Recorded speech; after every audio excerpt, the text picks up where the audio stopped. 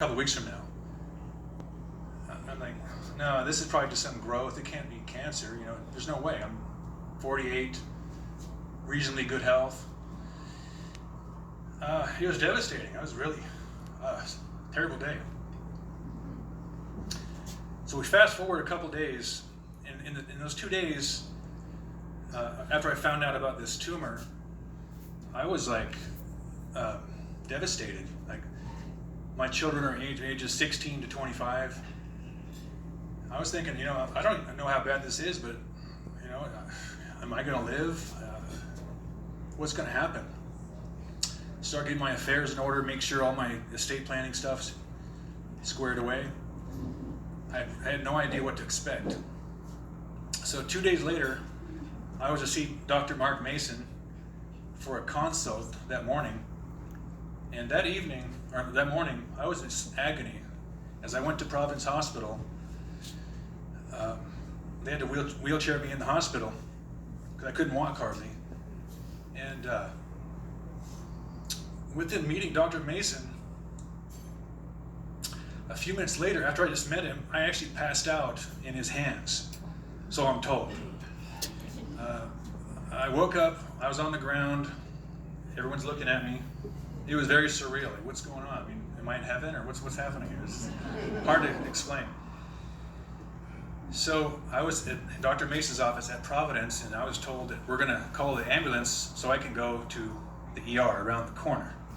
So the paramedics were there. I took the ambulance across the parking lot or whatever. Got admitted to the hospital that night. Dr. Mason scheduled surgery for the next day. And he told me, looking at the scan, we might take out your kidney, and when you wake up, you might have to have this bag, this ileostomy. This is overwhelming. I mean, it kept getting worse and worse. I couldn't believe it. It was surreal, as I mentioned before. So the next day I had this surgery. Dr. Mason took out the tumor. I woke up. I did have the ileostomy. I don't remember all this stuff after I woke up, but I guess I was asking my family, was it cancer? Was it cancer? They said, yeah, it was cancer.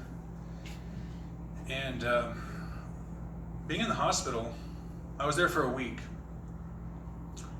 And it was brutal. That's the only word I can think of, and that's what I thought of when I was there. Because I was cut all the way up my abdomen. And I've never been shot in the stomach, but if I was to picture what that felt like, that's what I felt like. For some reason, I kept picturing the movie Born on the 4th of July, thinking about the soldiers that were across the seas getting shot. And not that I was anything near that, but that's what it felt like to me, that I was just messed up inside. And not only was it physically challenging and brutal, mentally I was in a very dark place. I didn't know what the next step was. Am I going to live? Is this cancer? Is it everywhere in my body? A lot of unanswered questions. So I was there for a week. My mom was there, my wife was there, my whole family was there. And my mom said I looked like a zombie. I was just wandering out. I was like a shell, she tells me. Horrible time. So fast forward, I leave the hospital, I go home. I'm bedridden for a couple weeks. I had a Providence home health care nurse come see me. And this was overwhelming because I have this wound I'm trying to deal with. It's bleeding. I have this plug, this drain coming out. I have this bag that's really hard to understand how to use, how to fix, and how to tend to it. So it was not a fun time at all. It was terrible. I read the Bible quite a bit then, and as I always do, but especially then. And there was a verse that I kept going back to. It's in the book of 1 Peter. It says, "Cast all your cares on Him, for He cares about you."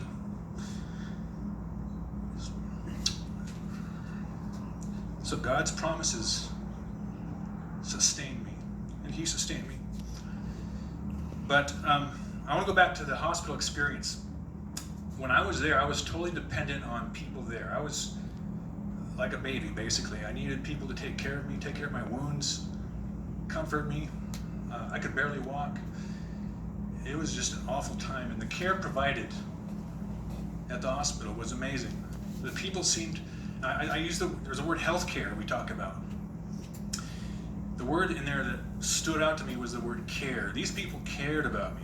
It wasn't just a job, but they seemed to really have compassion and cared about me and took care of me and reassured me. And it was very touching. It meant so much to me. I really appreciate all the fine work that Providence staff did, from all the way Dr. Mason down to the nurses and down to every person that was there, because it all came together, as the doctor said, like a symphony. It was awesome. It was a terrible experience, but they made the best out of it for me, and I am so grateful. So after about a month or so, I started chemotherapy for a few months, and that was brutal also.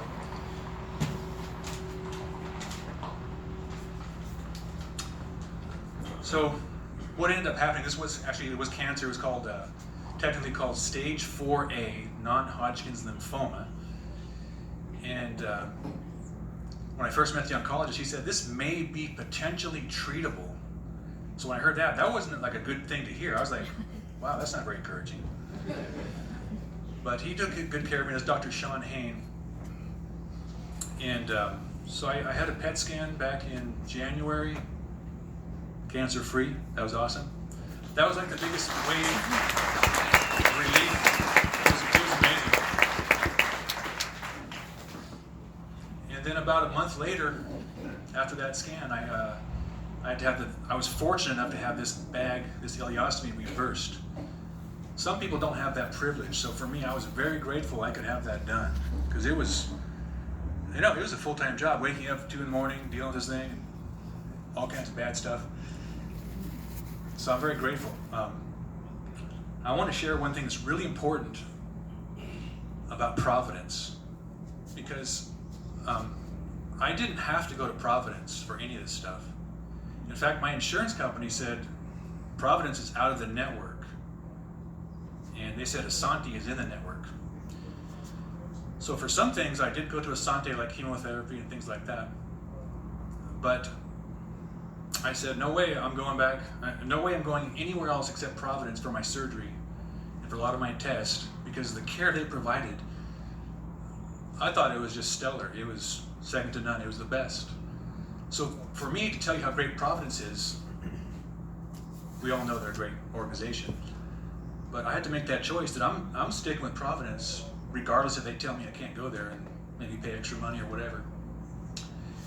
So to me, that really stood out as far as I put my money where my mouth is. And in closing, first of all, I didn't start my alarm clock, but hopefully we're okay here. You're good. You're still shorter than Tom. There's one thing in my life that I've thought about over the years, and you probably all know the movie. It's called It's a Wonderful Life with Jimmy Stewart. And for me, that movie has really struck a chord in my life, thinking, what would the world be like if I was not here? Is the world a better place because I'm here? Or is it any different at all, or a worse place? I hope it's a better place. But thinking about this, I was thinking, first of all, I'm too young to die. I don't want to die yet. My family needs me. I want to do all kinds of great things, use my gifts and talents. But have I met my full potential? No. Time flies by. Sometimes we get complacent, and before you know it, 10, 20 years is gone. So let's seize the day. We have no time to waste. But I want to also reflect that upon you all here as medical staff, donors, part of the organization. There's an expression that says you can count the number of seeds in an apple, but you can't count the numbers of apples in a seed. So when you are giving your time, your resources to a life-changing and meaningful organization like Providence, you are really, you have no idea what you might be doing for the future. Those ripples may go on for decades and decades. There's no way to count the impact. For me, I'm glad to be here. I plan on making a difference in the world with what talents and gifts I have. But I want to say to you, all of you, first of all, thank you for all your support, whether you're a doctor or a nurse or whatever role you play. Thank you very much for all you've done. Because when a person is on the surgical table, money doesn't matter at that point in time. Nothing matters. Material things do not matter. You want to know, first of all, your doctor he's the best. You want to know he has skill and he knows what he's doing, he or she. You want to know that they have the right equipment, the right tools, because when it's you staring at death, it's a rough thing, and you want to make sure that you're in good hands. I was literally in Dr. Mason's hands, literally. So Dr. Mason, thank you so much for all your skilled and awesome care. I really appreciate it. You've meant so much to me. Let's give Dr. Mason a hand.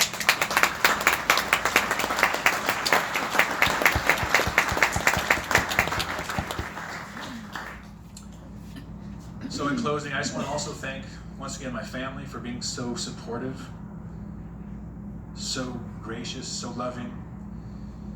Thank all of you for all your gifts, your time, your resources, your talents. And most importantly, I want to give the Lord all the praise and all the glory, because the Lord is good and He is faithful. And thank you, everybody. Thank you.